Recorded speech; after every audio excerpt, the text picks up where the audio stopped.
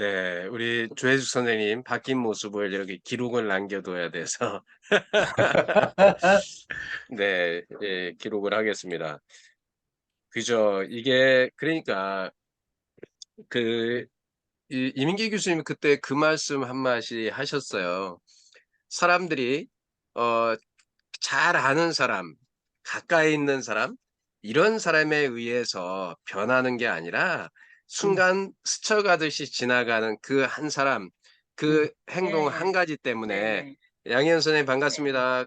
그 행동 하나 때문에 그냥 아, 안녕하십니까. 인생이 변한다라고 이야기를 하셨잖아요. 네. 그런 것 같아요. 저도 어,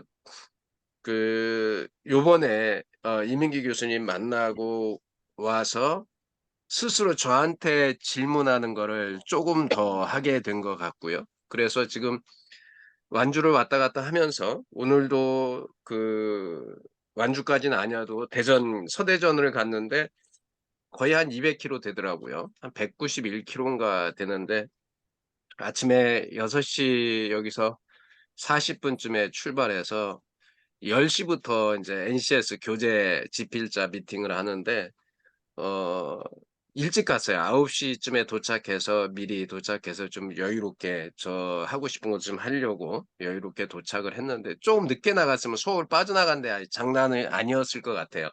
제가 나가고 나서 그 뒤로 계속 밀렸다고 방송에 나오더라고요. 하여간 올라올 때는 그래도 길이 안 막혀서 그래도 빨리 왔고 여기 8시 예 반이 채 못 돼서 도착을 했어요. 어 그래서 인제 준비하고 그랬는데 오가는 시간에 이 녹음기 틀어 놓고요. 계속 질문했어요. "왜 내가 여기를 지금 완주를 매주 이틀을 내려가지?" 지금은 돈도 안 주는데 내려가고 있거든요. 이제 하나 그러면 '내가 여기를 내려가서 얻는 게 뭐지?' 어 가만히 생각해 봤어요. '그러면 잃는 거는 뭐지?'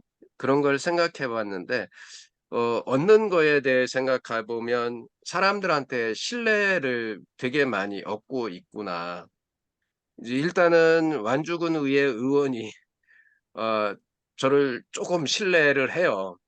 예 항상 이렇게 저희 가면 첫날은 완주군 의회 의원 그다음에 고용노동부 전주지청의 주무관 이런 인제 기관에 있는 사람들이 같이 오는데 거기에 인제 저희하고 프로젝트를 진행할 그 공무원들 책임자들을 이렇게 불러요. 그러니까 에 군에서 국장급이면 이윤규 선생님 4급 정도 되나요? 군에서 사급이죠, 국장이면? 사급. 예. 사급. 예. 그분이 오시니까 또 이제 분위기가 막 달라지더라고요. 근데 네. 인제 원래 그 전체 진행하는 대표가 있어요. 근데 갑작스레 군 의원이 저한테 그러는 거예요. "이거 발표는 교수님이 좀 해 주시라."고. 그래 갖고 인제 제가 그 새로운 그분들이 와서 발표하기까지 준비하는 시간은 한 1-20분 남았어요. 한 20분 길어야 30분 남았는데 저한테 10 분을 발표를 하라 그러더라고요. PPT 한 장 주고. 그래서 그냥 그렇게 해요 가면. 그랬더니 오늘 만났던 이제 같이 다니는 그 여자 또 우리 다 같이 이어졌어요. 하는 분이 그 얘기를 하더라고요. 저한테 "어떻게 교수님 그렇게 바로바로 이렇게 준비된 사람처럼 하냐."고. 근데 하여간 벌써 그쪽에 다닌 지가 지금 4 개월 넘고 그러다 보니까 이제 우리 대표님도 인제 잘 아시잖아요. "그냥 아시는 대로 발표해 주세요. 교수님께서 그냥 해 주세요." 그래서 했는데 이제 그런 것들 하나하나 이제 그분들한테 계속 또 수십 시간의 강의를 했고 그러다 보니까 그러면서 인제 저를 인식해 주는 그런 것들이 쌓여가는데 결국은 문제는 내년에 인제 프로젝트가 잘 진행이 되면 수익이 인제 저한테도 제법 생길 수 있는 상황인데 그때까지 제가 제 생활을 유지해 갈 수 있도록 잘 버텨야 되는 거 그런 것들이 필요하고 이제 거기서도 전체적으로 끌고 나가는 대표가 늘 고민을 해요. 어쨌든 저의 생활비를 어떻게 보태 줄까 그래서 지금 다양한 프로그램도 저를 위한 프로그램을 기획도 하고 준비하고 있는데 하여간 그런 것 같아요. 이민기 교수님 요번에 그 질문하면 달라진다 책을 통해서 계속 저한테 질문하면서 저를 돌아보는 시간을 갖게 된 것 같아요. 요번에 특히 요번에 갔다가 이민기 교수님 만나고 와서 인제 그런 부분들, 그리고 이제 또 하나는 어떻게 하면 나를 찾아오는 사람, 내가 새로운 프로그램을 만들었을 때 그 프로그램에 찾아온 사람들을 어떻게 감동을 시킬까? 기대 충족, 기대 부족, 기대 위반을 어떻게 하면 할 수 있을까라는 것에 대해서 좀 더 고민을 하고, 영상 하나도 그냥 막 찍는 것도 있지만 또 정성 들여서 영상을 찍는 것도 만들어야 되겠다라는 생각도 많이 했습니다. 어떻든 정말 그 좋은 시간 이렇게 보내고 온 것 같고요. 잠깐이지만 저희들 한 3 시간, 4 시간 머물렀죠. 12 시부터 4 시간 딱 머물렀는데 그 4 시간의 추억이, 이민기 교수님도 어 어제는 읽어 주기가 좀 그래서 어 못 읽어 주었는데, 어 그 이미옥 선생님이 네,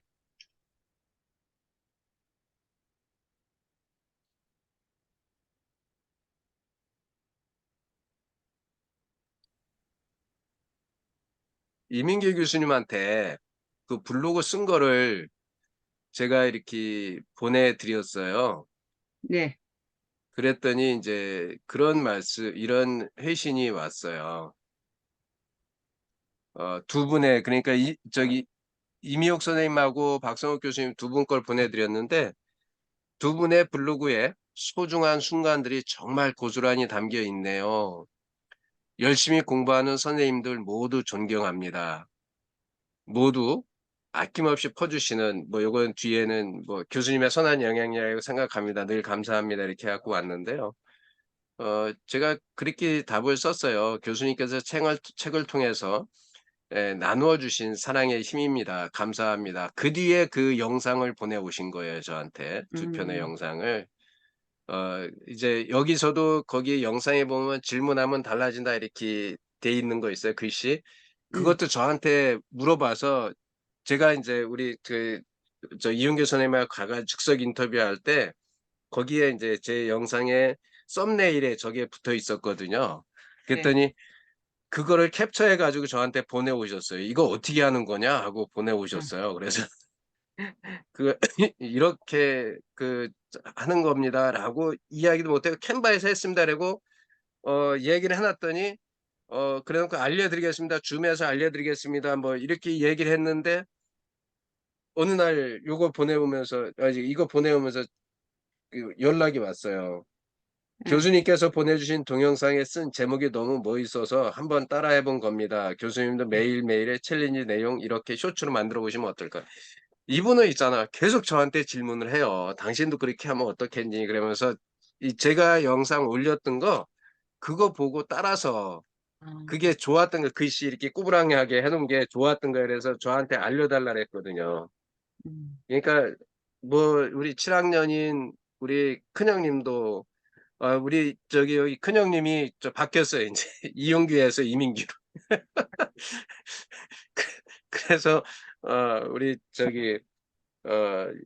이민규 교수님이 이렇게 계속 제가 하는 것도 꼭 막 이렇게 따라서 하시고 그래 하시더라고요. 오늘은 이 제가 한 가지만 이 교수님 이야기할 게 있어요. 예예예. 그, 저기, 뭐, 우리가 이제 책을 쓰고 글을 보면은, 진짜 목 디스크, 허리 디스크, 저는 이게 이제, 이게 있어요. 그래서 그때도 이제 이 지치지 않는 힘에 보면은, 50, 50 몇 쪽에, 57쪽에 보면은, 진짜 그 몸이 보내는 신호에 무시하지 마라. 그리고 이문 교수님이 글을 이만큼 써내면서 얼마나 그 고통을 받았으며 몇 군데 병원을 가도 다 의사들은 그 가정 이런 거 설명 안 해주고 막 다 의사마다 다르게 말하더라. 그때도 그 부분에 관심이 있었는데 오늘 이번에 이걸 읽으면서 딱 30분 만에 한 번씩 몸을 바르게 스트레칭 30초만 해라. 그 말이 오늘 와닿아서 제가 지금 이거를 포스 이시에다가 진짜 하려고 붙여놨거든요. 멀리 가면 네네. 쉬어가라. 이 말 속에 들어있어. 몸이 보내는 신호에 귀 기울여라. 최고의 치료는 예방이다. 사전 대비 소홀하면 훗날 대가를 치른다. 복디스크, 힐디스크 30분에 한 번 30초 만에 자세를 바로 해라. 그게 진짜 저는 진짜 너무 소중해 와닿아서 하여튼 우리 다 같이 이 글 써보면 시간이 1시간, 2시간 진짜 금방 가더라고요. 저도 그것 때문에 지금 고통받고 있어서 정말 꼭 우리 실천해요, 교수님. 네. 박선 네. 교수님. 아니, 그러니까 특히 네. 우리 뭐, 그, 아파가지고 진짜 갔다 와가지고 그죠? 후유증. 맞죠? 나 이게 너무 네, 나 이번에 꼭 우리 실천할 거예요. 이제 그 추억은 뒤로 하고, 어, 알겠습니다. 이 책에 나오는 이야기, 사례를 몇 가지 이야기해 보고요. 그리고, 이 책이, 마음의 법칙이 이 책 표지에 이런 얘기가 있어요. 사람의 마음을 사람을 잡는 쉬운 한 가지의 심리학이라고 해서 여기에 쉬운 한 가지의 소목차가 있어요, 이것도. 참 이것도 마음 같아서는 이런 거는 사실은 이제 챌린지를 통해서 꼼꼼히 씹어 먹어야 되겠다라는 생각이 드는 게 진짜 여기 파트 1에는요. 감정을 숨기는 게 습관이 돼 버린 사람에게 감정 사용법 여기도 보면 단어들이 있잖아요. 여기는 두 단어가 아니라 이민규 기준은 두 단어로 했지만 여기는 두 단어 뭐 그 관계없어요. 단어가 긴 것도 있고 짧은 것도 있는데 다 그거를 키워드 하나로 다 이렇게 정리해 놨어요. 첫 번째 거는 감정 사용법, 두 번째는 리프레이밍, 세 번째는 습관화, 네 번째는 기본적 귀인 오류, 다섯 번째는 점화 효과, 여섯 번째 비교의 더. 이런 식으로 이렇게 적극적 경청 파트 2에는 인지 부조화, 이미지 트레이닝, 자기중심주의 함정, 이거를 여기다가 좀 이민규 교수님처럼 성장, 마음 다스림, 뭐 아니 뭐 이미지 메이킹 뭐 이런 식으로 좀 키워드를 주었으면 좋겠는데 그런 건 아니고 이렇게 어떻게 보면 조금 섞여 있는 것도 같기도 하고요. 어 그런데 여기에서 인제 그 책을 읽어주는 그 유튜브를 한번 들어보면서 느낌이 되게 왔던 세 가지 파트만 한번 여러분들하고 한번 나눠 보려고 해요. 이게 보면 90 쪽에 15 번째 이야기인데요. "나의 감정을 내 것으로 받아들이면 위험하다."라는 건데 여기에서 이런 그 사례들이 많이 나와요. 첫 번째가 "한번 이런 상상을 해 보자. 당신은 아주 아름다운 숲속을 거닐고 있다. 울창한 자연은 당신에게 무어라 형언기 어려운 감동을 선물한다. 이때 갑자기 어디선가 고통에 찬 어린아이의 신음소리가 들려온다. 화들짝 놀란 당신은 조심스럽게 소리가 나는 쪽으로 다가간다. 어이쿠! 당신은 비명을 지르며 가까스로 멈추었었다. 하마터면 눈앞에 입을 벌리고 있는 깊은 구덩이에 빠질 뻔했다. 이제 어디서 신음소리가 들려오는지 분명해졌다. 저 깊은 바닥에서 어린아이가 울부짖으며 도와달라고 소리를 지른다. 자, 당신이라면 어떻게 하겠는가? 여기도 질문이 나와요. 당신이라면 어떻게 하겠는가? 첫째, 아이에게 용기를 복두도 주며 잠깐 참으라고 말한다. 가까운 마을로 달려가 긴 사다리를 구해 구덩이로 돌아온다. 아이를 구출해 부모의 품으로 안전하게 돌려보낸다. 둘째, 아이를 보자마자 충동을 못 이기고 구덩이 안으로 뛰어든다. 바닥에서 아이를 끌어안고 우연히 누군가 지나가다가 구해주기를 기다린다. 셋째, 아무것도 보지 못한 것처럼 시치미를 떼고 슬그머니 자리를 뜬다. 여러분은 어떨까요? 어느 정도 평범한 사람이라면 누구나 첫 번째 사다리 방법을 선택하리라. 두 번째는 어리석은 짓이라며 손사래를 치고 세 번째는 너무나 무책임하니까 모든 게 이처럼 분명하다면야 누구나 올바른 선택을 할 수 있으리라. 그러나 현실은 다르다. 일상에서 구덩이와 사다리는 종종 변장을 하고 우리를 속인다. 이게 바로 현실에서 우리가 흔히 두 번째를 선택하게 만드는 원인이다. 대비책도 없이 앞뒤 가리지 않고 뛰어드는 것이다. 또 현실에서는 세 번째 행동을 취하는 경우도 흔하다. 저는 세 번째 행동을 취하는 경우가 생길 것 같다. 실제로 그런 상황을 맞닥뜨리지 않았는데 저 같은 경우는 그런 생각을 첫 번째는 두렵다라는 생각을 했고요. 두 번째는 '잘못해서 내가 덤태기를 쓰면 어떠지?' 라는 생각을 그런 생각을 혼자서 상상해 본 적인데 여기 그런 사례가 똑같이 나와 있는 거예요. 첫 번째 선택지 사다리를 구하는 일은 두 번째와 혼동하고 혹시 자신이 피해를 입는 것은 아닌지 두려워하는 탓이다. 세 번째가 그렇다는 거예요. 무관심하고 지나가는 거는 자신이 여기서 그대로 나와 있네요. 피해를 입는 것은 아닌지 두려워하는 탓이다. 아이를 보고 구덩이에 뛰어든다는 것은 동정 때문이다. 우리가 동정을 하는 이유는 고통을 받는 사람의 아픔을 자신의 것으로 느끼기 때문이다. 그런데 문제는 동정하는 사람은 의미 있는 해결책을 찾을 수 없다는 것이다. 참 이게 무서운 말인데요. 동정하는 사람은 의미 있는 해결책을 그러니까 이미 동정한다는 얘기는 자기가 그 속에 매몰되었다는 이야기 같아요. 그래서 우리는 공감과 동정을 구별해야 한다. 공감은 시련에 빠진 사람의 아픔을 감지하고 그 사람이 어떤 일을 겪고 있는지 구체적인 느낌을 가지고 그 고통을 깊이 이해한 후에 다시 자신으로 돌아와 어떻게 하면 그를 도울 수 있을지 생각해 보는 것이다. 공감을 하려면 타인을 나와 분리된 독립적인 인간으로 볼 수 있고 그의 마음을 잠시 내 것처럼 느껴도 자기를 잃지 않을 수 있는 건강한 자아가 있어야 한다. 하지만 자아의 경계가 약한 사람들은 공감해야 할 순간에 상대방과 자신을 하나로 합쳐버린다. 그러다 보니 남의 고통에 사로잡혀 자신도 구덩이에 뛰어들어야만 하는 것은 아니지 두려운 탓에 다른 사람의 시련이나 아픔과 만나는 것을 꺼린다. 이런 사람들은 좋지 못한 기분이 끌어오르는 것을 피하려고 현장을 벗어나는 쪽을 택한다. 양심의 가책을 끌어안고 사는 것이 남의 걱정을 나눠 갖는 것보다 쉽다고 생각하기 때문이다. 잘잘못을 따지자는 얘기가 아니다. 다만 우리의 심리가 왜 그렇게 작동하는지를 알려주는 것뿐이다. 동정은 물론이고 도망가려는 마음 역시 자연스러운 인간의 모습이다. 우리는 자기중심적인 관점에서 세상을 바라보는데 익숙하기 때문에 무의식적으로 남의 감정을 내 것으로 받아들여야만 할 것 같은 착각에 빠진다. 그러나 현실은 다르다. 우리는 저마다 자신의 느낌을 가진다. 그러니까 서로 감정을 밝히고 나누는 게 중요하다. 우리가 우리를 둘러싼 사람들과 진심으로 공감할 때 좋은 일이 일어난다.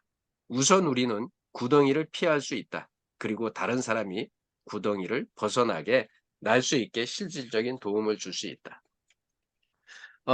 실제적인 우리가 겪을 수 있고 실제로 우리가 겪는 상황들을 왜 그렇게 되는지 심리학적으로 이렇게 풀어서 설명을 했어요. 어 또 하나는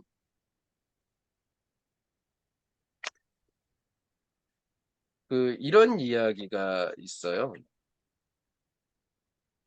이게 통계 대신 기억을 믿는 사람들의 심리.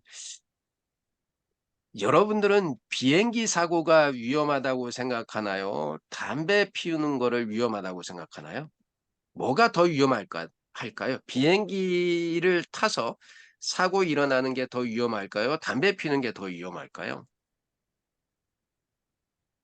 비행기는 사고 날 확률이 좀 위험은 한데 확률은 좀 적으니까.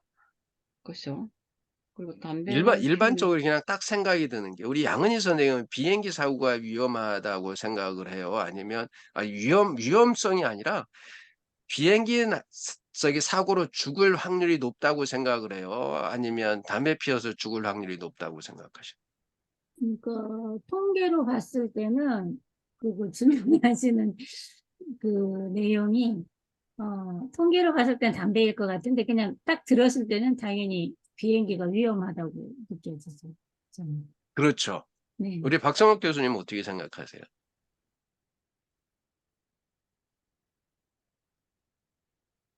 네, 저도 그 생각입니다.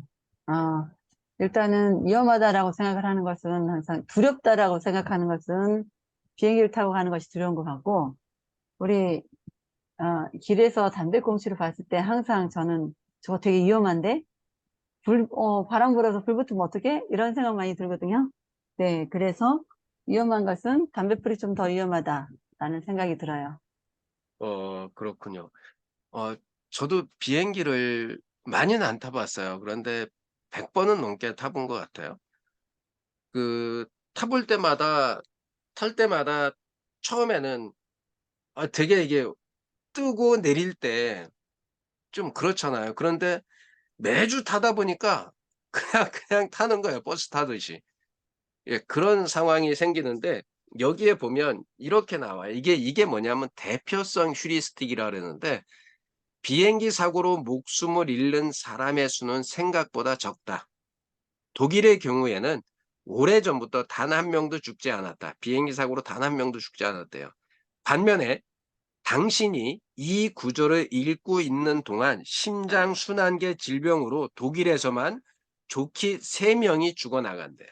지금 이거 읽고 있는 동안 심장 질환으로 독일에서는 3명이 죽고 있대. 이 시간에. 지금 우리 이거 하는 시간에.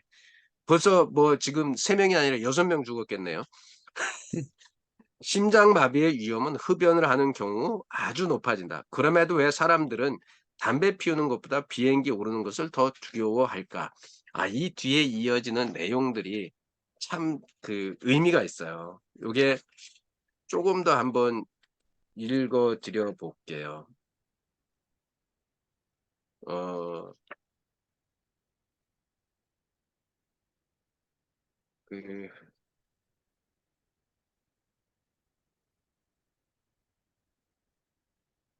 또 더 재미있는 게 있었는데, 제가 못 찾겠어요. 이거 한번 일단은 읽어드려 볼게요.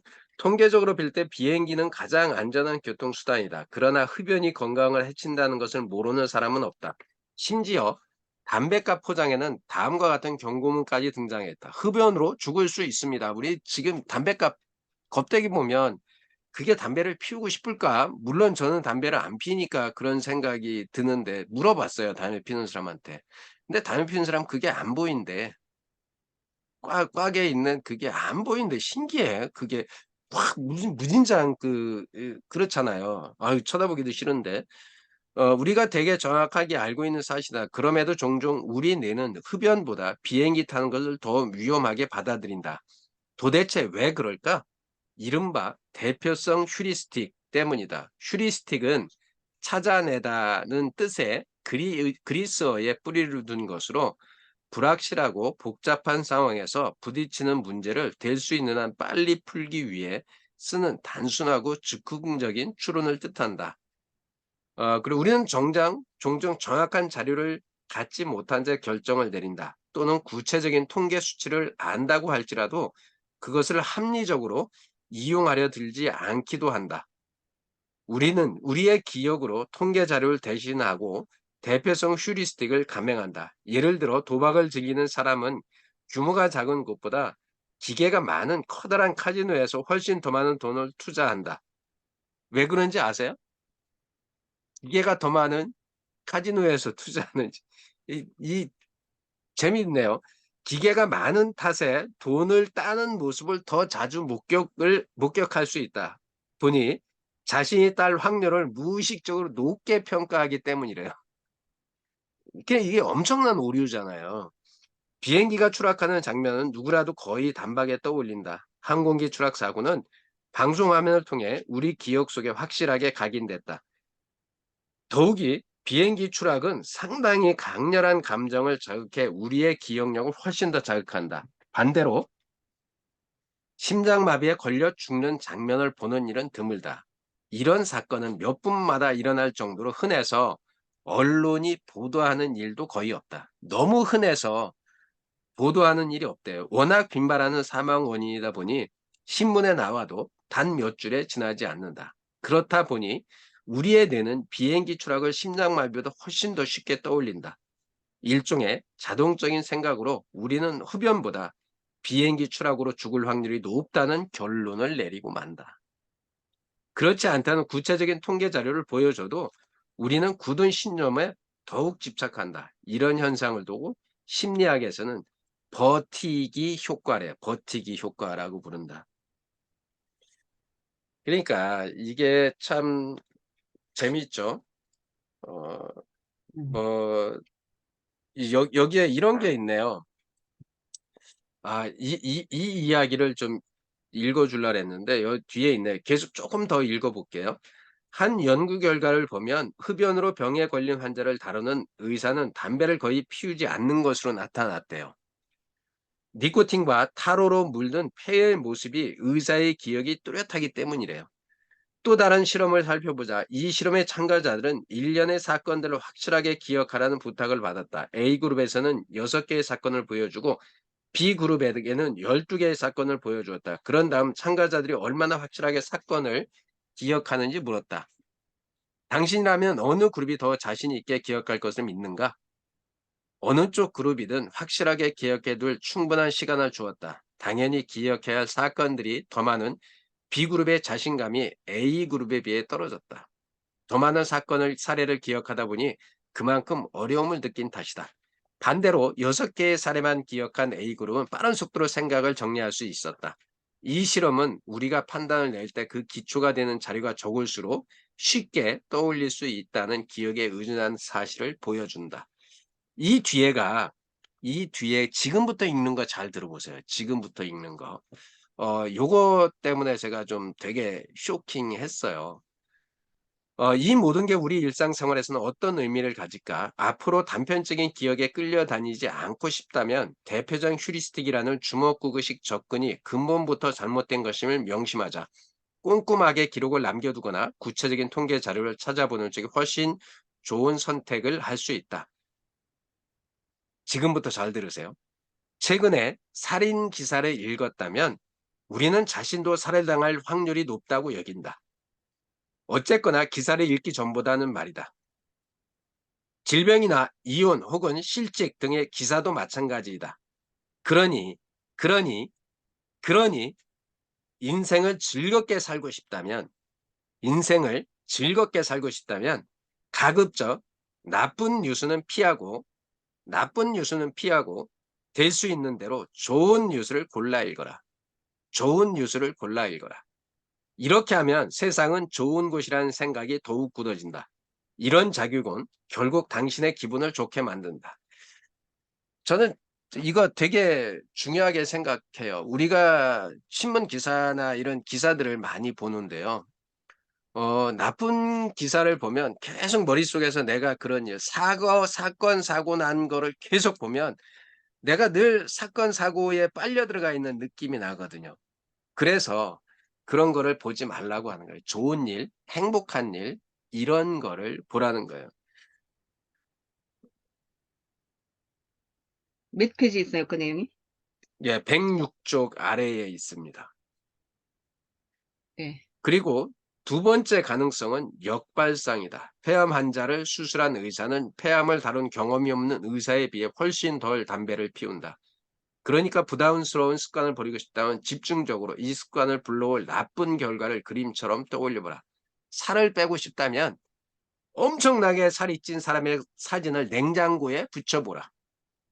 세 번째 가능성은 일종의 자기 체면이다. 중요한 일, 이를테면 시험, 면접, 첫 데이트를 앞두고 있다면 항상 과거에 잘했던 경험을 떠올려라. 떨어졌던 경험이 아니라 잘됐던 경험을 떠올려라. 그러면 한층 더 자신감을 끌어올릴 수 있으며 성공을 확신하게 될 것이다. 여기에 요것까지만 읽어 드릴게요. 이 또 한 가지는 면접에서 심리학을 활용하는 법이래. 면접에서 심리학을 첫머리 효과, 최신 효과. 여러분들은 면접을 보면 가장 먼저 보는 게 유리하다고 생각을 할까요? 또 면접관한테 기억력을 가장 각인을 시켜주는 게 첫 번째일까요? 중간일까요? 마지막일까요?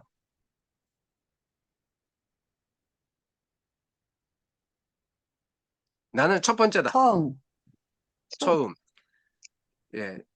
나는 중간이다. 나는 끝이다. 네.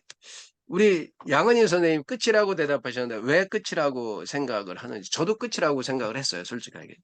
네, 왜 그냥 그러세요? 마지막이니까 제일 기억이 이제 최근 기억이니까 좀. 와, 최근 기억이요. 음, 최신의 효과라는 이야기네요. 음. 여기에서 그래서 저기 첫머리 효과하고 최신 효과하고 지금 그 비교했잖아요.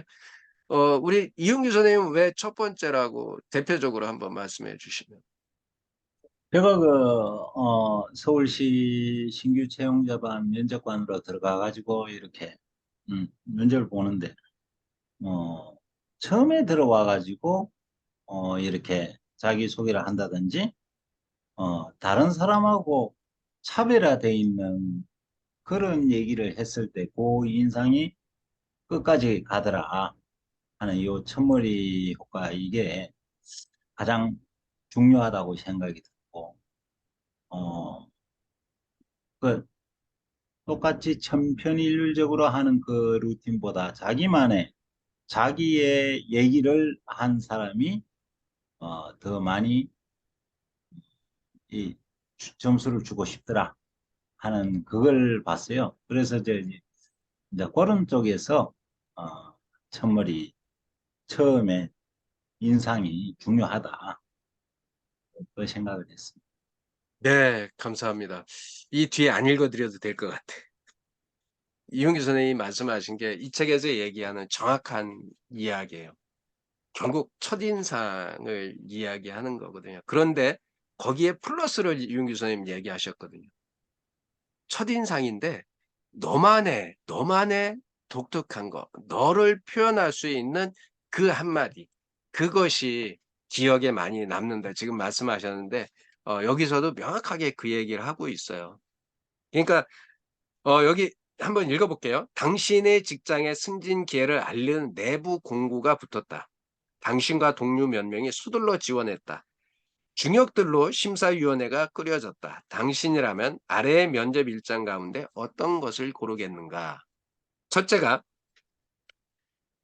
첫 면접이 가장 까다롭고 어려울 거야. 그러니까 점심이나 저녁이 나아.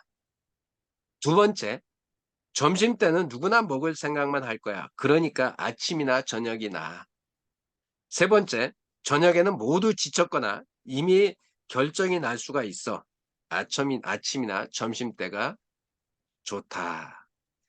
이 선택에서 황금알을 깨내는 길은 두 가지가 있다. 첫 번째 방법은 다음과 같다. 위원회가 당신과 면접한 내용을 잘 기억하기 원한다면 앞 순서, 그러니까 아침을 골라라. 가장 좋은 것은 첫 면접이다. 심리학은 첫머리 효과라는 흥미로운 현상에 주목한다. 이 효과는 다음과 같은 사실에 바탕을 두었다. 우리의 두뇌는 처음에 얻은 정보를 나중에 따라붙은 것보다 훨씬 잘 기억한다. 그러니까 최신 효과도 우리가 그것도 심리학에 보면 최신 효과 얘기도 하거든요. 근데 여기서 이야기하는 거는 이제 첫인상, 첫머리. 그래서 그 첫이라는 것에 나를 어떻게 각인시켜야 되는지 그 이야기를 하고 있어요. 그래서 어 초기에 얻은 정보에는 기억의 저장에 영향을 주거나 방해할 수 있는 다른 정보가 없기 때문이래요. 그 사람이 처음에 내가 딱 들어오는 거죠. 그러니까 뒤에 사람들은 이 사람을 보고 기준점을 삼아서 생각을 할까요? 이 사람보다 나? 오케이. 그러면 고민. 이 사람보다 못해? 그러면 무조건 그러지 않을까? 예를 들어 소문과 선입견이 강한 위력을 갖는 이유는 바로 첫머리 효과 때문이다. 예를 들어 뒤에서 사람들이 하는 말을 들으니 새로 이사 온 이웃집 여자의 이거 한번 들어보세요. 재밌어요. 그 첫머리 효과 때문에 예를 들어 내 뒤에서 사람들이 하는 말을 들으니까 새로 이사 온 이웃집 여자의 성깔이 보통 사나운 게 아니다. 그럼 일요일에 불현듯 소금 빌리러 가기가 어려워진다. 사실 이웃집 여자는 아주 상냥하고 친절함에도 말이다. 이유는 간단하다. 여러 좋은 인상에도 처음 들은 정부가 굳건히 자리를 지키기 때문이다. 처음과는 상반된 새로운 정부가 들어와도 첫 번째 정부는 우리의 기억 속에 굳건히 뿌리를 내리고 요동하지 않는다. 이른바 첫인상이라는 게 강력한 이유가 달리 있는 게 아니다. 첫인상은 우리의 뇌리에 확실하게 찍히고 우리 뇌리는 첫 정부와 비슷한 정부를 기억하길 좋아한다. 참 재미있는 일이 있어요. 제가 우리 지금 완주하고 국가 품질 명장에 나름대로 있잖아요. 선생으로 다 지금 각인이 되어 있거든요. 나름대로 그쪽 집단에 가면 제가 브레인이에요. 하여간 여러분이 믿든 안 믿든.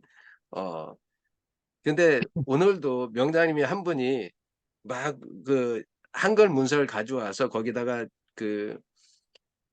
자기 사인한 걸 넣었는데 그거를 이미지 배경을 분리를 해서 그 글 사인만 들어가게 하고 싶은 거예요.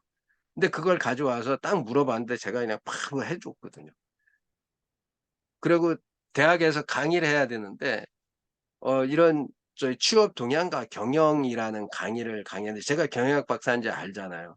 그러니까 저한테 와서 "교수님 이거 어떻게 해야 돼?" 이 경영이라는 게 들어가니까 도대체 제가 감이 안 오는데요. 그래서 그분한테 그랬어요. "명장님 경영 다 빼버리세요. 취업 하나만 갖고 오세요." 그래 갖고 제가 취업 6시간 강의한 거 자료 다 보내줬어요. 한 학기 스케줄도 그냥 내 맛대로 그냥 짜 가지고 보내줬어요. 그러니까 이분들은 있잖아요. 저를 그냥 마법사인 줄 알아요. 막 글을 쓰면 자기소개 쓰면 막 바꿔서 금방 바꿔서 편집해서 보내주고 그러니까 하여간 재밌어요. 그래서 제가 자꾸 완주에 가는가 봐요. 좋아하는 사람들이 있어서. 물론 아침잠이 많거나 1번 타자로 나서는 게 두려운 사람도 있을 수 있다. 잠이 덜 깨 몽롱해 보이는 첫인상을 남긴다면 오히려 곤란하다. 그럴 때는 두 번째 방법을 택하자. 첫머리 효과와 대립상을 이루는 것으로 최근 효과가 있다. 여기서 이제 최근 효과도 써먹으래요. 여기서 최근이란 가장 최신의 것, 곧 맨 마지막에 얻은 정보를 뜻한다. 그러니까 가장 최근에 얻은 정보를 중요하게 여기는 게 최근 효과이다. 이런 정보는 다른 게 더 쉬워지지 않기 때문에 기억에 오래 남는다. 이런 효과를 기대한다면 위원들이 지쳤다 할지라도 가장 늦은 시간, 곧 저녁 때를 고르는 게 좋다. 최근 효과는 무엇보다도 구매 심리를 이용한 쇼핑 마케팅에서 즐겨 써먹는 수법이다. 왜 쇼호스트들이 이제 요거 마지막 한 개 남았습니다. 마지막 이거 5개면 끝납니다. 뭐 이런 것들.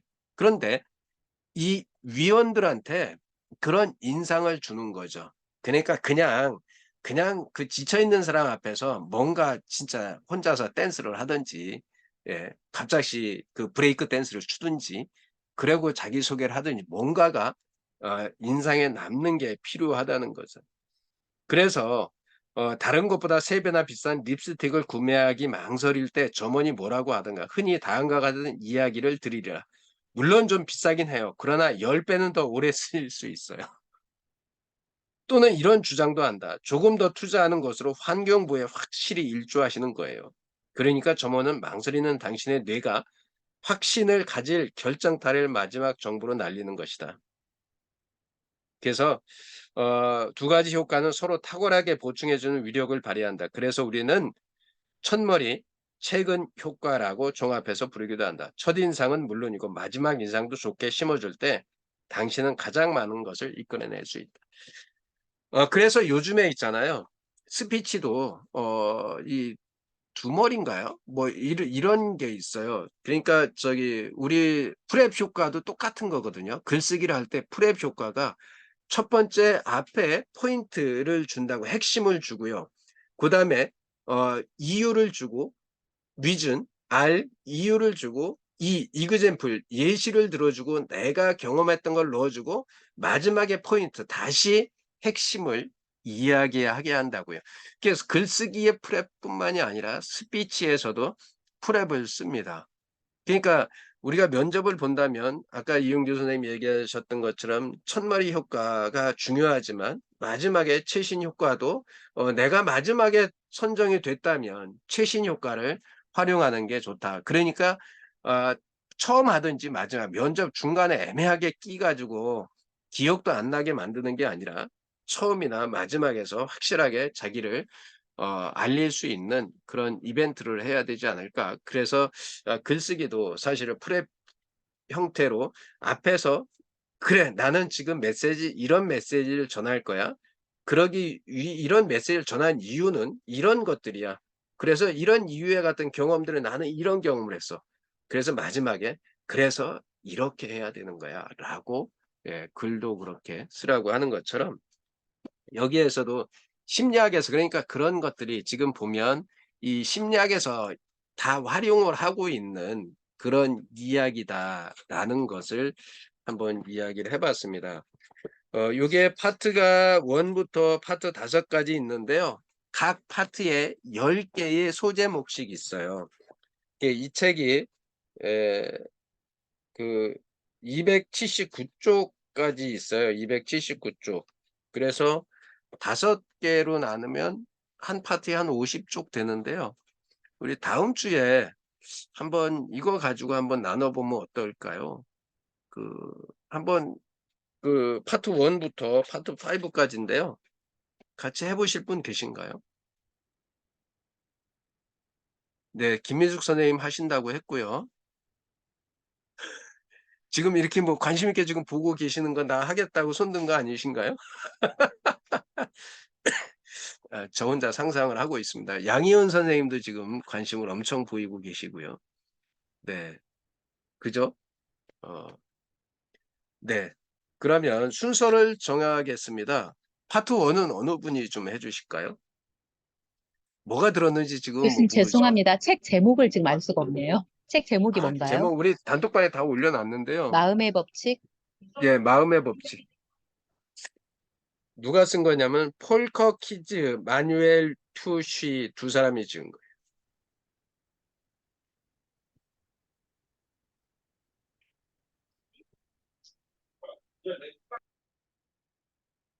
여기에도요.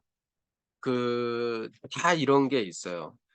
뭐 이런 거 읽어 드려도 뭐 괜찮겠죠. 뭐 우리 다 성인이니까. 여기에 55쪽 9 번째 파트에는 행복한 부부일수록 반드시 지키는 것, 지각적 범주화라 해 가지고 어떻게 딱 폈는데 이게 나왔어요. "요즘 당신은 파트너와 얼마나 자주 섹스를 하는가?" 그래서 1, 2, 3 해 가지고 이렇게 이럴 경우에 그게 심리학적으로 어떻게 되는지 그런 걸 써 놨어요. 그리고 타인을 내 뜻대로 바꿀 수 있는 유일한 방법 요건 49 쪽에 자기 충족적 예언이에요. "옛날에 병에 걸리는 것을 몹시 두려워하는 남자가 살았다. 어느 날" 그래서 요렇게 해서 이런 것들을 앞에서 예시를 제시해 주고 그게 왜 심리학적으로 이런지를 풀어서 설명해 놨어요.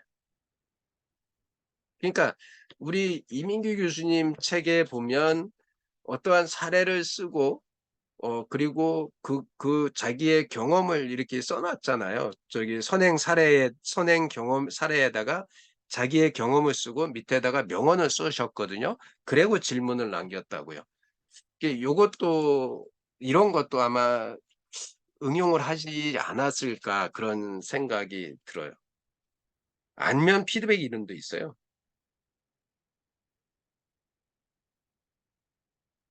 예. 일단 양은희 선생님 몇 장 파트 몇 번째 걸 한번 다음 주에 그냥 다 하게요. 다음 주 제가 혹시,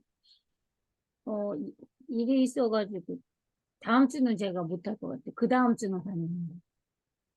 네. 일단 네, 그다음 주 하면 파트 5로 일단은 네, 한번 고민을 네, 해 보고요. 네. 어 그러면 이미옥 선생님은 뭐 도전 안 해 보시겠습니까?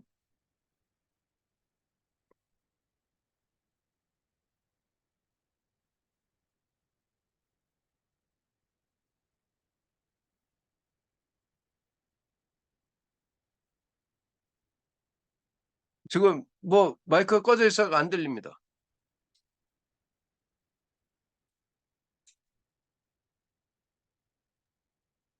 지금 책이 없어서 답을 못 드리겠고, 도서관에 한번 갔다 오겠습니다. 갔다 와서 내일 말씀드리겠습니다. 내일이요. 그러면 앞부분, 뒷부분. 보고, 내일 봐야죠. 딱 땡기는 부분. 어차피 같은 날 할 거니까. 예. 앞뒤는 뭐 의미 없을 거예요. 우리 조혜숙 선생님.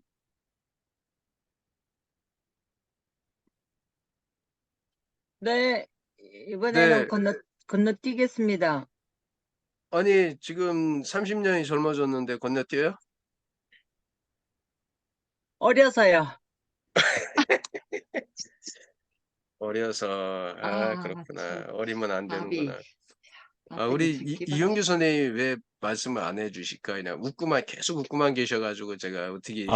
제가 하고 싶은 게 꿀 같은데, 요 때가 지금 그 야외에서 캠핑 중에 있어가지고, 온전하게 전달하기가 힘들 것 같아서, 그렇습니다. 온전하게 전달 안 되면 그냥 적당하게 해주시면 됩니다. 아니야, 야외에 계실 때는 편안하게 놀아야 돼요. 그래서, 예, 편안하게 그냥 보내드리고요. 김민숙 저는 선생님은? 그냥 편한 쪽으로 할게요. 책은 바로 주문해서 할게요. 네, 그러면 일장 하면 될까요? 일장 먼저. 어디, 가면서 우리 정성덕 선생님은 바로 뭐, 아무튼 편할 대로 해주세요. 저 음소걸 좀 할게요. 바뀌어가지고. 네, 아무 네네네. 당이나 할게요. 교수님 정해주는 걸로. 네, 정해지는 걸로 하겠습니다. 네. 네, 김민숙 선생님. 일단 가장 먼저 하는 게 좋을 것 같아요. 김민숙 선생님 파트 1. 우리 또 하고 싶은 분 안 계세요? 이미옥 선생님은 파트 3 하고, 제가 파트 2를 해도 되나? 예. 파트 4만 누가 해주시겠어요?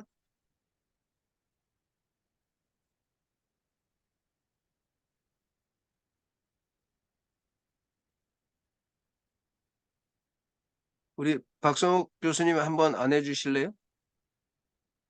다음 주는 지하철로 이동 중 아니면 KTX를 타거든요. 다음 주에 예, 저기구나. 천안 가니까. 그 기한 면접 이동하고 끝나고 계시고. 가야 되는 거라서 그 그렇구나. 시간이면 아마 이동 뱃쌤 중일 것 지난번 같아요. 못한 거 이번에 하면 어때요?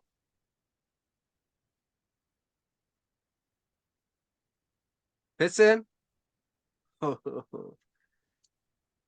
최성영 선생님이 하실 것 같으면 화면 확 켜고 나올 건데 책이 아직 준비가 안 돼가지고. 준비하면 되죠. 그러니까 주문하면 늦게 그러면 제가 2번이나 빵꾸 내가지고. 세 번까지 빵꾸 내겠어? 네. 네, 파트 4 배선숙 선생님이 좀 해주세요. 네. 해보자고요. 우리 집에 애기 왔어요, 애기. 안녕하세요. 우와, 안녕. 로운이 빨리. 안녕하세요. 안녕? 안녕. 안녕? 어머, 안녕. 웃는다. 손녀 따라왔네. 손주예요. 누구야? 남자. 우리 남자야? 아이고, 핀치 귀여워. 나가지고 여잔 줄 놈나. 알았지. 안녕. 집안이 정신 없군요, 지금. 손님이. 오늘 아, 신랑 생일이어가지고 큰딸 며느리 저기 딸이랑 사위랑 막내 아들이랑 손주들이 와 있어요.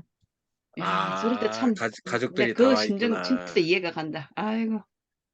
못 아니, 붙어 앉아 있어요, 지금 요 앞에. 요 이제 모습을 보면은 그 애기 엄마 같은 애. 방이 뱃생이. 방이 4개니까 이제 뭐 저기 7성 호텔이라서 이제 가족들이 다 모여도 되네. 겨울에 가도 저쪽 애가 있잖아요. 그 커플 그쪽이 겨울에도 좋더라고요. 네, 우리 잠깐 한번 나누겠습니다. 지금 제가 3개의 사례를 한번 읽어드려 봤는데 좀 어떤가요? 이 사람의 마음을 잡는 쉬운 한 가지 심리학이라고 했는데 마음은 어떻게 작동하는가라는 이 뒤에 책 표지에 뒤에 나와 있어요. 그 한번 한마디씩 좀 해봐 주실까요? 우리 임yok 금방 어느 분이 말씀하셨죠? 임yok 선생님부터 한번 말씀해 주실래요? 무슨 얘기 하라고요? 제가 세 가지 사례 얘기했잖아요. 세 가지 이 사례에서, 책을 제가 뭐 지난번에는 그냥 목차만 소개시켜 드렸는데 요번에는 이제 사례까지 세 개의 사례를 이렇게 읽어 드렸잖아요. 예. 예. 역시 이제 심리를 이용하는 거다 보니까 조금 내용이 우리 일반 책하고 좀 다르게 와닿았고, 뭐 비행기 사고, 또는 또 아기가 진짜 깊은 데 빠졌을 때 우리가 순간적으로 어떻게, 그렇게 막 아무 생각 없이 스쳐가지고 나는 그럴 때는 내가 어떻게 하지? 막 이런 고민도 좀 하게 되고, 다음, 참 여러 가지 그런 메시지 면접 볼 때도 그렇고 그냥 좀 심리적인 거다 보니까 이것도 그냥 읽는 게 아니고 생각을 해가면서 좀 읽어야 되겠다 이런 생각을 가졌고 책은 그래서 다양하게 읽어보는 게 좋겠다. 이런 생각을 가지면서 그 살인 사건 아까 106쪽의 이야기 제가 표지까지 물었죠. 그래서 인생을 즐겁게 살고 싶다면 좋은 뉴스만 보라. 이제 이 말에서 남편은 뉴스를 오만 걸 다 봐요. 진짜 모든 거를 뭐 정치 뭐 어디 무슨 거 어머 그런 일 있었어? 이러면 니 뉴스도 안 보나? 니 뉴스도 안 보나? 저는 그냥 내가 관심 가는 분야 뭐 즐겁고 이런 것만 주로 이제 뭐 책 읽는 시간 보내면 세상 돌아가는 것도 모르고 지금만 저리 한다고 그러거든요. 그래서 이제 이런 부분에 저는 좀 제가 제한테 와닿는 거 이럴 때만 집중하는 편이라서 제가 즐겁게 살고 있는 것 같아요. 결국은. 그죠? 그렇게 맞습니다. 그렇게 지가 된 것 같아요. 이야기 듣고. 자기가 즐거운가 하는 사람이 건강하게 오래 살더라고요.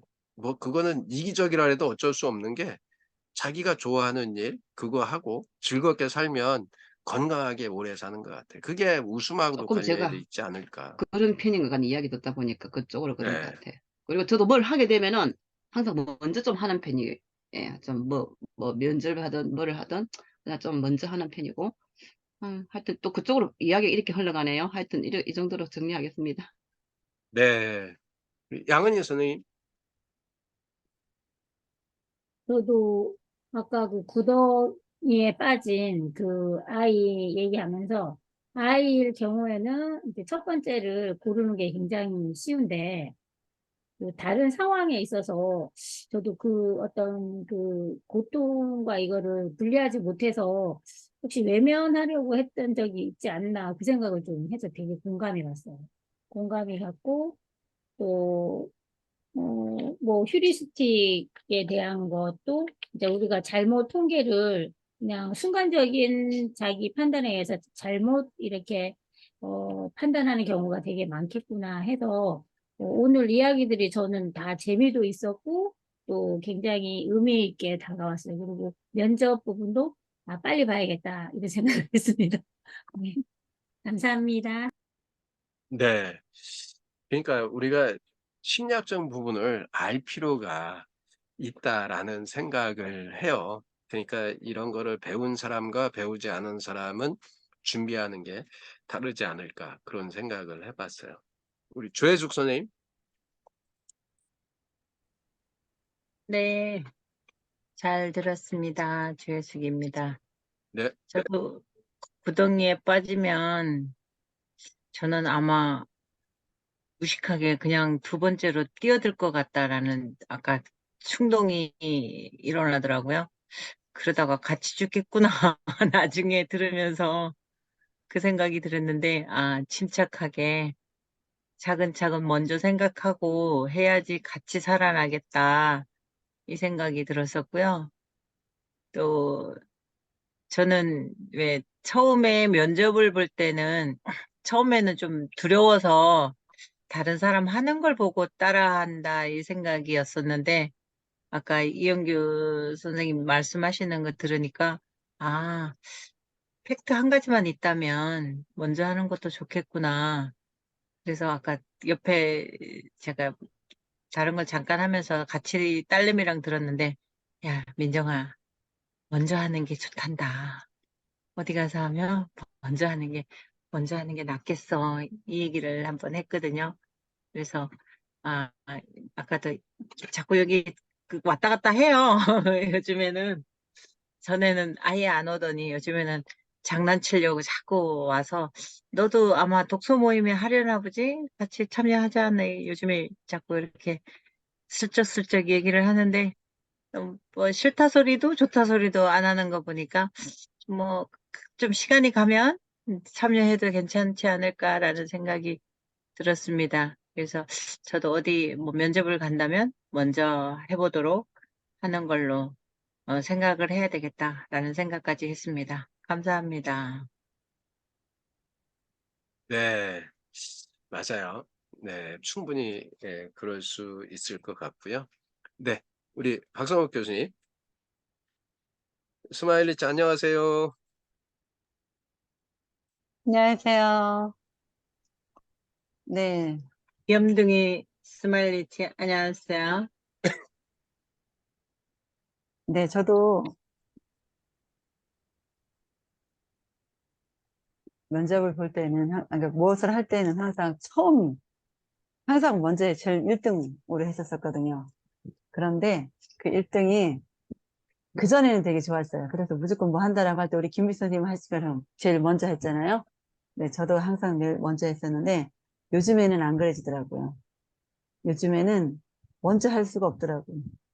네, 사람이 뭐야, 삶에 따라서 조금씩 달라게 바뀌는 것 같아요. 그게. 그런데, 아, 처음 하게 되면 첫인상이라고 얘기를 해서, 네, 아무래도 점수를 주는 게 어떻게 보면 안 좋을 것 같지만 사실상 면접관이 제일 먼저 각인이 되는 게 첫사람, 첫마디. 왜냐하면 그다음부터는 거의 비슷한 이야기들이기 때문에 그냥 쭉 흘러 넘겨가는 그런 경우가 되게 많기 때문에 그래서 네, 그 첫 번째 하는 것이 굉장히 중요하다라는 그런 생각을 갖게 됐고 두 번째는 아까 우리 이제 비행기 사고 어떻게 비행기가 더 위험하냐, 담배꽁초가 위험하냐 이렇게 얘기를 했었잖아요. 네, 그런 부분도 우리가 사실상 그걸 그냥 언뜻 생각할 때는 비행기가 되게 무서우니까 라고 생각을 하는데 또 그렇지 않은 그 반전이 또 생길 수도 있고 이게 생각의 차이가 분명 있다, 심리적인 차이가. 네, 그런 생각을 하게 돼서 우리가 그냥 생각하는 게 아니라 심리학적인 그런 생각을 하게 된다라고 하면 또 폭넓게 우리가 생각하지 못했던 그런 부분들까지도 네, 생각하는 그 범위가 되겠다라는 생각을 하게 돼서 오늘 되게 유익한 시간이었습니다. 이상입니다. 네, 감사합니다. 우리 이윤규 선생님, 야, 가만히 있어. 지금 지금 이제 뭐 들어와 있습니까? 지금 마감 시간 중에 있어가지고 이 주말 연장 3일을 근무하다 보니까 아, 저기 계속적으로 이제 같은 공간에 있게 돼서 지금 요 마무리 법칙이 요 세 가지 이제 사례를 얘기를 했는데 51가지 내용에 줄줄이 보면은 뭐 이 심리학의 어, 좀 많은 부분에 있어서 삶에 유익한 부분이 그대로 녹아 있다 그런 생각이 들었고요. 어, 아까 말씀하신 그 면접 관련해 가지고는 왜냐하면은 이게 이제 면접을 하루에 어, 서울시 같은 경우에 있어서는 보편적으로 한 8명, 9명까지 이렇게 30분 배정을 해가지고 25분 동안 보고 5분 동안 채점을 해서 제출을 하는 그런 이제 시스템으로 가는데 처음에 5분은 본인이 이렇게 어, 스피치를 하도록 과제를 줘서 준비를 해가지고 스피치를 하도록 하고 그 다음에 면접관 3명이 이렇게 돌아가면서 묻게 되면은 한 7분 정도 이렇게 묻고 답하고 하는 이런 시스템으로 가는데 저는 이 좀 쑥스러워가지고 옛날에는 굉장히 그 뒤로 빼기를 잘했습니다. 그냥 어, 못 가도 중간만 가면 된다 그래가지고 군중 심리에 의해서 이렇게 묻어서 간다 그랬는데 은퇴하기 전 한 5년 전서부터는 제가 하겠습니다. 예, 이렇게 해가지고는 사회에 나가서 발을 못 붙이겠다 해가지고 제가 하겠습니다. 못해도 제가 하겠습니다. 해가지고 이렇게 해보니까 뭐 두 번째 해도 마찬가지고 세 번째 해도 마찬가지고 첫 번째 하던 게 가장 그 잘못된 대답이 나오더라도 용기가 가상하다 하는 이런 부분에 있어서 좀 점수를 더 주지 않겠나 그런 생각이 들었고 서울시 같은 경우에 있어서는 면접을 볼 때 이게 이제 순서에 입각해서 딱딱 끊어서 가기 때문에 그 뭐 먼저 하고 나중에 하고 하는 이런 시스템은 아닙니다. 그런데 자기한테 주어진 25분의 시간을 어떤 식으로 보낼 건지에 대해서 그 학원에서 엄청 연습을 하고 옵니다. 그러면은 잠시만요.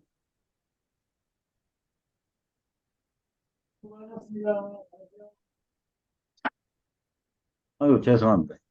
아, 그러면은 이제 그 제가 아까 말씀드린 것처럼 처음에 딱 자기 소개를 할 때 굉장히 자기 얘기를 하는 사람이 있는 반면에 어, 학원에서 외워가지고 온 거는 금방 표시가 나요.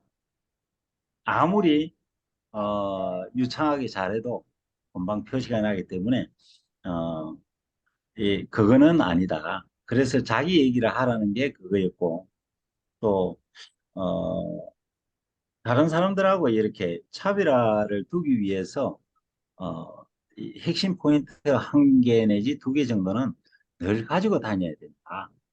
그런데 그랬을 때 다른 데 가서 내가 어, 강의 컨펌이라든지 그걸 했을 때는 그 내용에서 이 사람이 원하는 내용인지 제가 이제 공무원 출신이니까 공무원 출신이면 공무원한테 맞는 강의를 원하는지 아니면은 사회에 있는 사람들의 이슈를 원하는 건지 이런 거를 먼저 좀 생각을 해봐야 되지 않겠나. 공무원한테 하는 것은 인재개발은 교육원에서 이미 다 가르쳐 주기 때문에 별로 호응성이 없습니다. 그래서 사회 이슈 되는 거라든지 아니면 지금 트렌드라든지 이런 부분에 대해서 얘기해 주는 게 훨 먹혀들지 않겠나 그런 생각이 들었고요. 이거를 책을 가지고 챌린지를 해도 아주 삶에 큰 도움이 되겠다는 그런 생각이 들었습니다. 고맙습니다.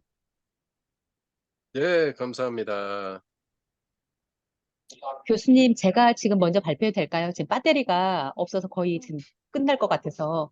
네, 네네. 사진 한번 먼저 그럼 찍고, 예, 사진 한번 먼저 찍고, 네, 발표 잠깐 하겠습니다. 네, 사진 찍겠습니다. 네, 하나, 둘, 셋. 네, 감사합니다. 숨을 안 쉬었더니.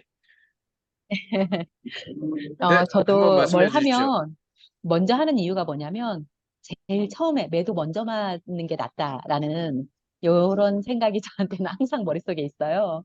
그래서 이제 올해는 수업 공개를 이제 뭐 계속 이렇게 오픈되어 있지만 작년까지도 이렇게 수업 공개 수업을 하는 어떤 스케줄이 나온다 그러면 제일 먼저 하려고 해요. 빨리 치워놓고 이제 신경을 다른 데다 두자. 왜냐하면 늦게 하게 되면 계속 그게 끙끙끙끙 이렇게 되면서 계속 이렇게 짊어지고 가는 하나의 짐처럼 느껴져요. 그래서 빨리 하고 다른 것도 이렇게 하고 편안하게 다른 분 하는 걸 좀 볼 수 있거나 들을 수 있더라고요.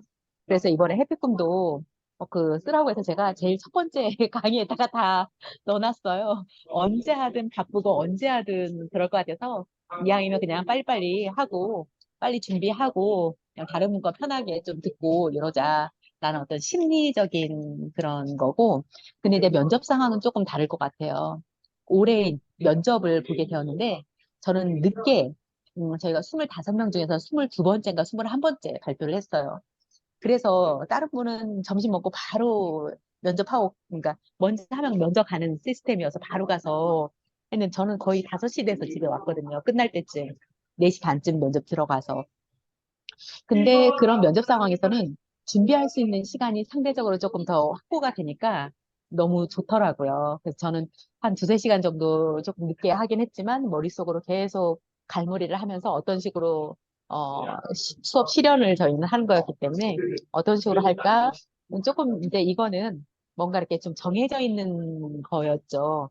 가서 내가 오전에 했던 거를 아이고,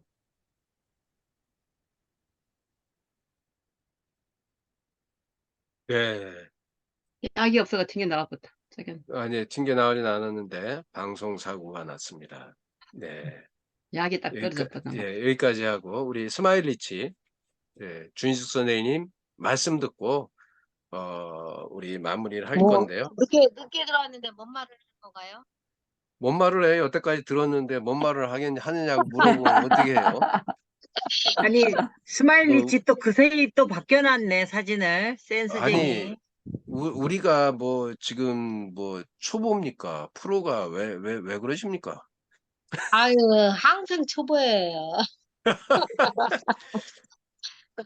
네, 우리 이 책은 한번 같이 그래서 다음 주에 한번 1장부터 4장까지 해보고요. 양의인 선생님 5장, 그 다음 주에 우리 다음 책 하면서 한번 또 이야기하도록 하겠습니다. 오늘 네. 늦은 시간까지 죄송하고요. 저기 우리 주인 선생님 예, 한 말씀 하고 지금까지 들은 거 그럼 뭐 사례 3개는 못 들었지만 그래도 대충 무슨 얘기 하는지 알겠죠? 뭐 면접에 대해서 얘기하시는 것 같아요. 면접대에서 얘기한 게 아니라요. 사람의 마음을 사로잡는 51가지 심리학이라고 아, 그거 마음의 아직, 법칙이 예, 예, 마음의 아직 공부, 법칙이 들어보세요. 마음의 법칙이 있는데요. 이 중에서 저희가 사례 3개를 이야기했어요. 하나는 아이가 구덩이에 빠졌을 때 나는 아이를 안심시키고 마을에 가서 새다리를 가져와서 가를 끄집어 내준다. 두 번째는 그냥 아이를 위해서 뛰어든다. 내가 죽든 살든. 세 번째는 못 본 척하고 지나간다. 이런 게 이제 심리적 어떤 효과가 있다. 하나는 비행기 사고로 목숨을 잃을 확률이 높다고 생각하느냐, 담배를 피워서 목숨을 잃을 확률이 높다고 생각하느냐, 어느 쪽이 높다고 생각하느냐, 어느 쪽이 높을 것 같아요? 비행기 사고로 죽을 확률이 높을 것 같아요? 담배 피워서 죽을 확률이 높을 것 같아요? 제가 비행기를 타고 가서 조금 약간 두려워하면, 옆에 있는 분이 그런 말을 했어요. 비행기가 저기 사고가 나서 죽을 확률은 로또 맞을 확률보다 더 어렵다라고 이런 얘기를 하더라고요. 그러니까 담배가 더 많겠죠? 예. 독일에서는 여태까지 비행기 사고로 죽은 사람이 없대요. 그러니까 그렇게 근데 얘기하시죠. 담배 펴서 호흡기 질환으로 죽는 사람은 지금 우리가 이렇게 이야기하고 있는 1분의 3명이 죽는데요. 그러니까. 예, 그런 이야기가 있고요. 세 번째는 첫머리 효과하고 최신 효과. 그래서 면접 볼 때는 처음에 보든지 아니면 마지막에 내 기억을 이렇게 남길 수 있는 그리고 그 얘기를 3가지 사례 얘기를 했어요. 여기 쉬운 한 가지 사례가 있는데 제가 3가지 사례를 이야기하고 재밌네. 아, 어쨌든 재밌는 것 같고요. 예, 어쨌든 면접 볼 때 맨 처음에 오면 아무래도 더 떨리고 그럴 것 같아요. 네, 면접 볼 다른 저도 약간은 먼저 하는 것보다 마지막도 그렇고 한 중간쯤 앞에 중간에서 조금 앞쪽 이런 거 이런 게 언어를 뭐 어떤 노래자랑이든 무슨 자랑 발표할 때도 이렇게 뽑으면 그 정도가 제일 안정된 것 어서 같아요. 오세요. 뒤로 가도 너무 뒤로 가도 그렇고 맨 예. 먼저 시작하는 것도 부담스럽고 그게 이제 면접에서 붙을 확률이 높을까요? 떨어질 확률이 높을까요? 음, 그 확률적으로는 저기 제가 생각할 때는 뒤로 갈수록 더 지칠 것 같은데. 심리학적으로는 떨어질, 그래서 이 책의 첫머리 효과가 네, 가장 처음에 하루에 쭉 면접을 다 본다고 하면 가장 네. 처음에 보는 사람이 가장 유리하다. 가장 기억에 잘 남는다. 중간에 낑기지 말고 그러고 최신 효과가 가장 마지막에 보는 거. 네. 어쨌든, 어차피 볼 거면 네. 중간이 지났으면 마지막이 낫다. 뭐 음. 그런 거를 이야기해 주는 거예요. 네. 네. 오늘 그래도 들어오셨으니까 대문을 닫아야 되니까 대문을 닫아 주시면 좋을 것 같습니다. 우리 늦어서 죄송하고요. 오늘 이렇게 또 대문을 닫으라 그랬더니 카메라 문을 닫았습니다. 아니, 내가 좀 뭐 얘기를 하려면 봐야 돼갖고, 대문을 다, 보고 얘기를 해야 될 것 같아요. 원래 평상시에 준비되어 있는 거 아니셨어요? 오늘 안 됐죠. 저도 나름대로 공부합니다. 그래서 이거 보고 해야 그렇군요. 되는데요. 그럼 안 보이나요, 제가? 예, 안 보입니다. 왜 안 보일까요? 내일 예, 보입니다. 이제 보여졌습니다. 이거가 항상 쓰는데도 이게 될 때 있고 안 될 때가 있네요. 네, 똑같이 하는데도. 네. 네. 대문을 닫는 스마일리 치즈인스 대문을 닫도록 하겠습니다. 오늘은 우리 김일 교수님이 일하는 이름이 그게 뭐죠? 아이스크림 회사가 킹이었나? 굿 아이스크림. 역시 굿입니다. 네. 아이스크림. 네. 굿 아이스크림. 네, 대박 나시라고 오늘 대문은 아이스크림으로 닫도록 하겠습니다. 네. 예. 그냥 간단하게 다들 아는 건데, 그래도 한번 다시 한번 되새기면 좋을 것 같죠? 도둑들이 좋아하는 아이스크림은 어떤 거일 것 같나요? 누가 봐? 맞았어요. 누가 볼까? 스마일리치가 보고 있습니다. 네. 그러면 도둑이 싫어하는 아이스크림 누가 봐고 도둑이 좋아하는 아이스크림은? 쌍쌍바. 홈런바? 금방 좋아하는 아이스크림이라고 하지 않았어요? 보석바 헷갈려. 아니에요? 누가 봐가 보석바. 싫어하는 아이스크림. 도둑이 싫어하는 아이스크림이 누가 봐? 내가 봐. 네. 도둑이 좋아하는 아이스크림은? 보석바. 쌍쌍바. 맞습니다. 보석바입니다. 보석바. 보석바. 네. 네. 보석바. 네. 보석바를 좋아하시는 분은 도둑 심리가 있는지 한번 지켜봐야 될 것 같습니다. 그러면 보석바 맛없어요. 세종대왕이 만든 아이스크림은? 못 들었어요. 세종대왕이 좋아하는 아이스크림. 세종대왕이 만든 아이스크림이 있어요. 세종대왕이 만든 아이스크림은? 이원바가 있나? 쌍쌍바인가? 세종대왕님입니다. 세종대왕님. 세종대왕. 킹 아이스크림. 네? 킹 아이스크림? 아이스크림. 그것도 정답인데 제가 원하는 정답은 아니네요. 네. 제가 원하는 정답은 주무셔야 되기 때문에 알려드리겠습니다. 가나다라 마바. 가나다라 마바. 네, 가나다라 마바입니다. 네. 세종대왕이 가나다라 마박 아이스크림도 있어요? 제가 만든 겁니다. 네, 세종대왕이 마바. 가나다라 마바. 네, 넌센스입니다. 네, 따지시면 안 됩니다. 아이, 가나다라 마바. 네, 한번 마바? 누가 그래. 누가 만든 거가 제일 중요하네, 그거. 네? 그거 누가 만든 거가 제일 중요해요. 그렇죠. 네. 제일 중요하죠. 네. 그쵸. 누가 만들었어요? 내가 만들었어요. 내가 만들었습니다. 내가.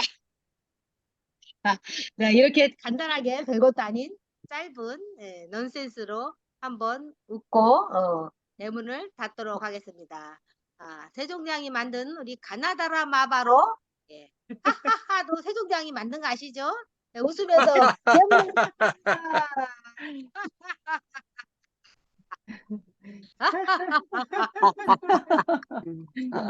김일 교수님 사놓으셔야 되겠습니다. 네, 아유, 감사합니다. 하여간, 우리 요번에도, 마음을 어떻게 작동하는가, 하여간 책을 보고 우리 삶에 적용하면 우리가 더 많은 사람들의 마음을 만져줄 수 있지 않을까. 그런 생각을 해보면서 한번 책을 읽도록 하겠습니다. 그리고 이 책을 읽고 나서 우리 올려놓은 책 있잖아요. 우리 단톡방에 올려놓은 책 보셨나요? 죄송합니다. 못 봤어요. 네, 우리 생따나비 독서 모임 지난번에 그 PT 했던 거 제가 단톡방에 그대로 올려놨거든요. 그래서 그거 요거 보시면 예, 이렇게 나폴레온 힐의 부자의 철학 요거 그러니까 마음의 법칙 읽고 다음 주까지 있고 그 다음 주에는 나폴레온 힐의 부자의 철학 한번 여기 보면 명확하게 목표를 설정하고 성공 원칙을 따르라고 되어 있습니다. 뭐 나폴레온 힐의 이 사람은 워낙 성공에 대해서 그런 대가라서 한번 또 읽고 마음을 챙기고 성공을 어떻게 하면 어떻게 목표의식을 가지면 될지 한번 고민해 보는 시간을 갖고요. 다음 달에는 인문학 책을 또 한번 읽어보고요. 그런 식으로 한번 가보려고 합니다. 네. 네. 행복한 주말 보내시기 바랍니다. 감사합니다. 네, 감사합니다. 수고하셨습니다. 고맙습니다. 네, 감사합니다. 감사합니다.